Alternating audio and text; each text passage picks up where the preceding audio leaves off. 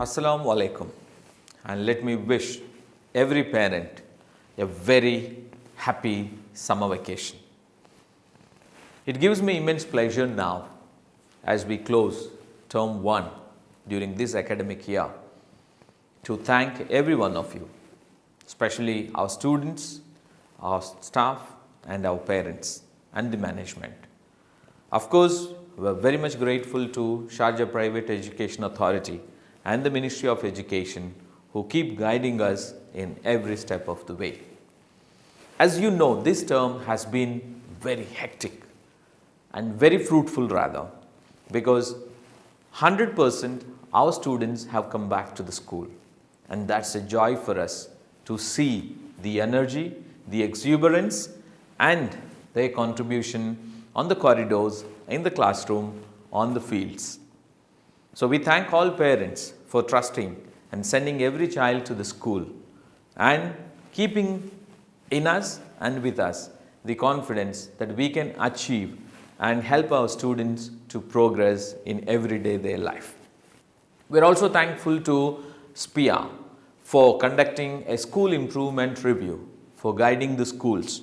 We do thank our staff who have collaborated and delivered good lessons. We thank our parents for their contribution and for their interactions with the SPIA officials, as well as our students who interacted with the review committee members.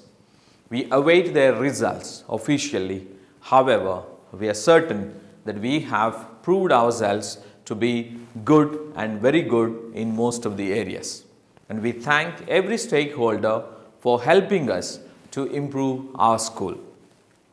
Well, as we start our vacations now, I know it's going to be a challenging task for some of the parents to keep children at home and to keep them engaged specially. In my previous deliberations, I discussed about developing thinking skills. Now this time, I keep continuing on the same series, and this time I will highlight few of the strategies to develop problem-solving skills. Now we know in regular life, we face so many challenges. Every day we encounter with so many issues, so many problems. But every problem always has a solution. That is what maths teaches us in life. And here we can. Simple technique is to brainstorm. Whenever there is a problem, especially you pose it to your child and ask them to think and give various options.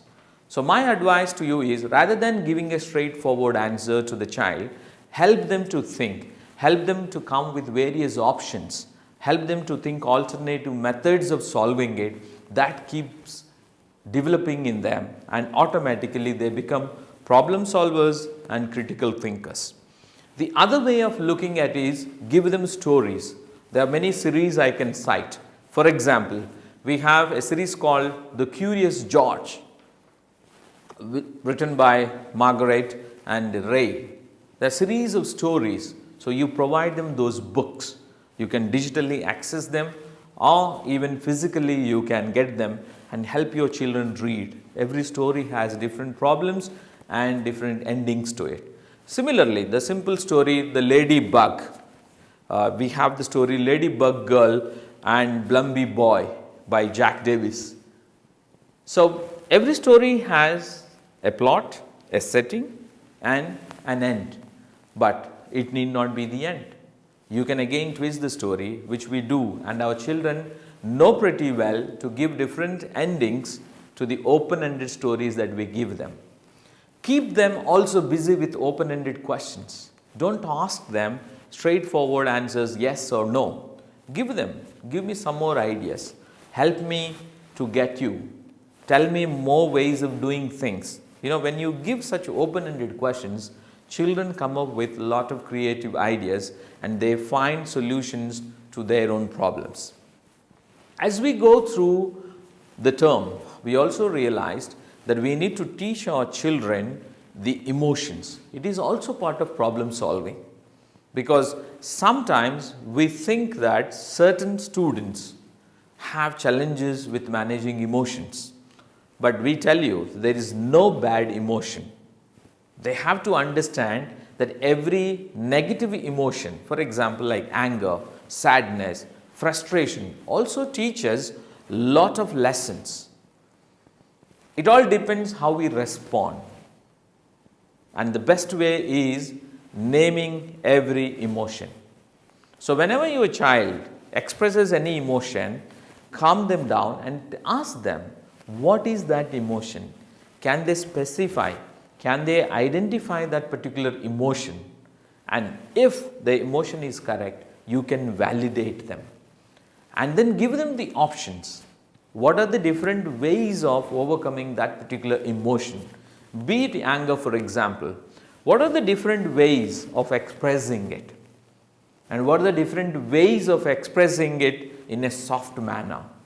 So when we give them these different choices and options, I am certain that children will be able to handle their emotions pretty well.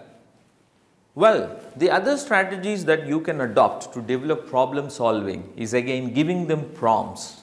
Instead of giving answers, you give them different prompts, different cues, different means, and they interpret or they choose from those prompts and they will give you more solutions.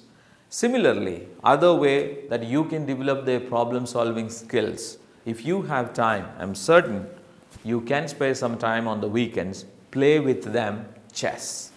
Chess is a good problem solver because those situations are automatically created and children think differently to find a solution to every check that they get in the chess. Now for the higher grades, there is a strategy called SODAS. SODAS means SODAS. Very simple.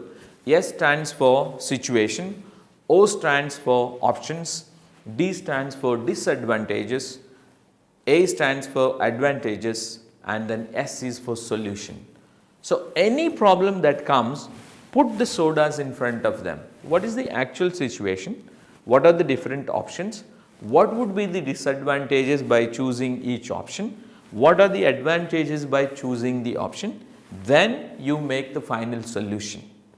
So if we make them think in this SODAS application, they will definitely have different options. They also can make the right choices. Well, I will tell you another simple technique. Whenever you have a discussion in your houses, debate for it.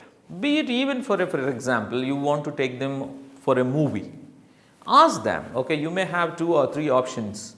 You ask them which movie is better. They can definitely review it online and then you debate. Don't argue with children, but try to develop their debating skills because debating is always including with rational. So if we develop their rational for debates, automatically they become very good problem solvers in future life. And I am certain that our parents, our students will work together and this holiday becomes more enjoyable for them to see the kids grow in problem solving, because the world today and for future needs more problem solvers than problematic people. So I am sure that our children are going to be the problem solvers with their critical thinking. So before we close the term, let me wish all my students happy holidays. I know you will enjoy it, you will rock, you will have a lot of memories when you come back to share with us.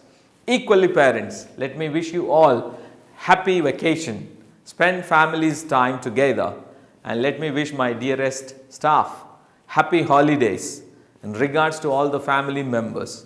Enjoy your holidays. Hip hip hooray. Thank you.